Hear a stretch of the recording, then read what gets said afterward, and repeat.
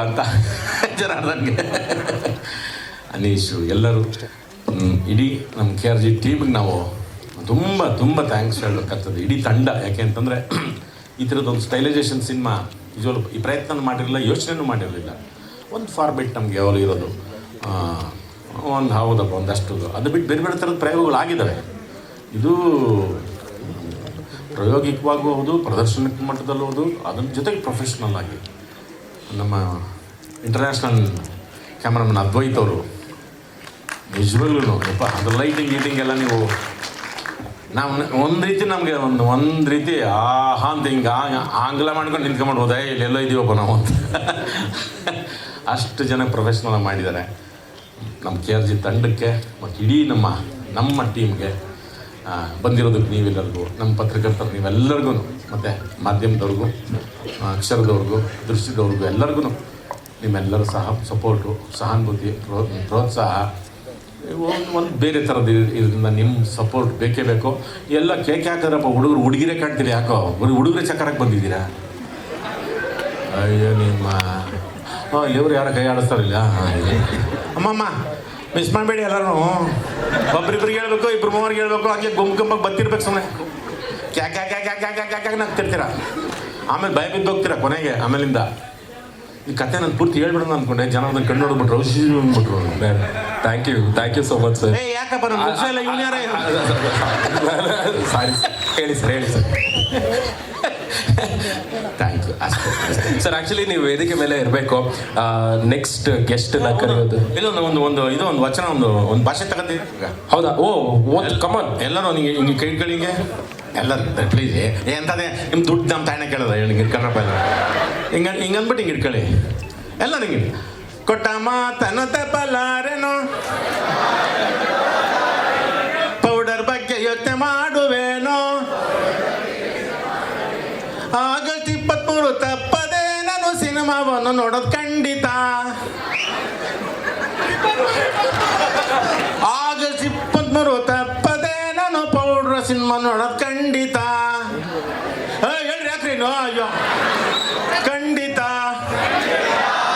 August 23 powder ಸಿನಿಮಾವನ್ನು ನೋಡುವುದು ಖಂಡಿತ ಅಲ್ವಾ? ಅಂದ್ರೆ ಶಾಪ, ದೇವರೇ ಶಾಪ, ಬರೀ ಕೈ ನೋಡ್ಕೊಂಡಿರ್ಬೇಕಾಗುತ್ತೆ ಜೀವನ ಪೂರ್ತಿ. ಇಲ್ಲಿ ನೋಡ್ಕೋಬೇಕಾರೆ ಈ ರೇಂಜ್ಗೆ ಇರುತ್ತೆ, ಈ ರೇಂಜ್ ಬರುತ್ತೆ, ಮತ್ತು ಈ ರೇಂಜ್ ಬಂದ್ಬಿಡು. ಬೇಡ ಬೇಡ ಬೇಡ, ದಯವಿಟ್ಟು ಥಿಯೇಟ್ರಿಗೆ ಬನ್ನಿ, ಎಲ್ಲ ಕನ್ನಡ ಸಿನಿಮಾ ನೋಡಿ, ಎನ್ಕರೇಜ್ ಮಾಡಿ. ನೀವು ಬೆಳೆಸಿದ್ರೆ ಬೆಳೆಯುತ್ತೆ, ಇಲ್ಲ ಅಂತಂದರೆ ಬೋನ್ಶಾಯಿ ಗಿಡ ಆಗ್ಬಿಡ್ತೀವಿ. ಬೋನ್ಶಾಯಿ ಗಿಡ ಅಂದ್ಬಿಟ್ಟು ಅಲ್ಲೇ ಬೆಳ್ಕೊತೀವಲ್ಲ ಹಿಂಗೆ ಹಂಗೆ ಎತ್ತರಕ್ಕೆ ಬೆಳಿಬೇಕು. ಥ್ಯಾಂಕ್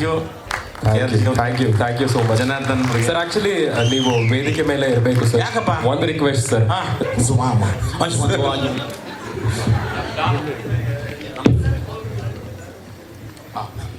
ನಮ್ಮ ಸಿನಿಮಾ ಡಾನು, ನಾನು ತಮಾಷೆ ಮಾಡ್ತಿಲ್ಲ, ದೇವರನ್ಗೂ ಅಪ್ಪರಿಸಿ ಬೊಬ್ಬರಿದು ಬಿಟ್ಟಿದ್ದಾನೆ. ನಟನೆಗೆ ಡಾನು ರಂಗಣ್ಣ. ಮೊದಲಿಗೆ ಎಲ್ರಿಗೂ ನಮಸ್ಕಾರ. ಈ ಸಿನಿಮಾ ಮಾಡೋದಕ್ಕೆ ನನಗೆ ಮೊದಲು ಕಾರಣ ಅಂತಂದರೆ ಕಾರ್ತಿಕ್ ಅವರು. ನಾವು ಟಗರು ಪಲ್ಯ ರಿಲೀಸ್ ಟೈಮಲ್ಲಿ ಹಾಗೆ ಗುರು ಒಂದು 5-6 ದಿನ ಸುಮ್ಮನೆ ಮಾಡಿದ್ರು, ತುಂಬ ಚೆನ್ನಾಗಿದೆ ಸಿನಿಮಾ ಹಂಗೆ ಹಿಂಗೆ ಅಂತೆಲ್ಲ ಹೇಳಿ, ಅಲ್ಲೇ ಬೇಕಾದ್ರೆ ಇಲ್ಲೇ ಚಿಕ್ಕಣ್ಣಿದ್ದಾರೆ ಪಕ್ಕದ ಕರ್ಕೊಂಡೋಗ್ಬಿಟ್ಟು ಹಂಗೆ ಕತೆ ಕರ್ಕೊಂಬಂದ್ಬಿಟ್ಟು ಒಂದು 5 ನಿಮಿಷ ಹಂಗೆ ಹಿಂಗೆ ಅಂತೆಲ್ಲ ಹೇಳಿ ಹಂಗೆ ಲಾಕ್ ಮಾಡಿದರು. 5-6 ದಿನ ಅಂತ ಹೇಳಿದ್ರು, ಆಮೇಲೆ 15 ದಿನ ಮಾಡಿದ್ರು, ಇರಲಿ. ಈಗ ಅದನ್ನೆಲ್ಲ ವಿಜುವಲ್ಸ್ ಎಲ್ಲ ನೋಡಿದಾಗ ಭಾಳ ಖುಷಿ ಆಗುತ್ತೆ. ಸಿನಿಮಾ ತುಂಬ ಚೆನ್ನಾಗಿದೆ. ಅಂದರೆ ಅದೊಂದು ಹುಚ್ಚಾಟ ಇದೆ ಸಿನಿಮಾದಲ್ಲಿ, ಅದು ನೀವು ನೋಡಿದ್ರೆ ಕಾಣುತ್ತೆ ಅದು.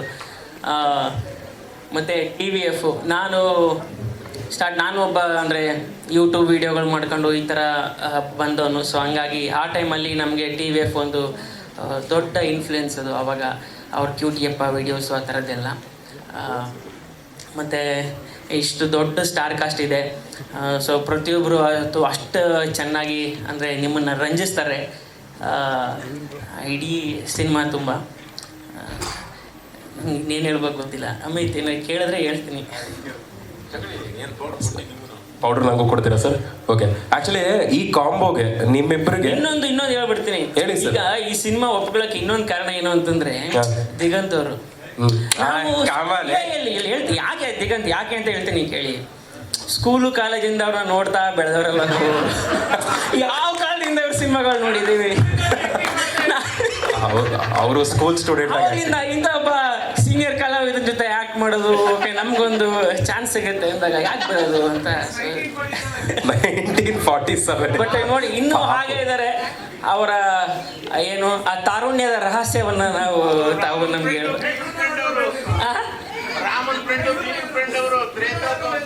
ಯಾರು ಹೌದು ಖಂಡಿತ ಅದು ಆದ್ಮೇಲೆ ಬರ್ತೇವೆ.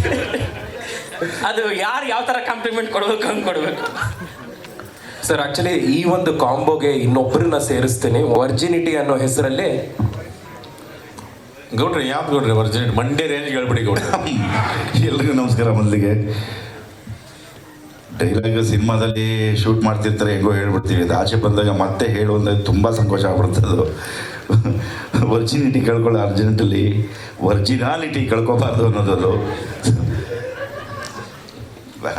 ಅರ್ಥ ಆದವ್ರು ಮಾತ್ರ ನಗ್ತಾ ಇದ್ದಾರೆ.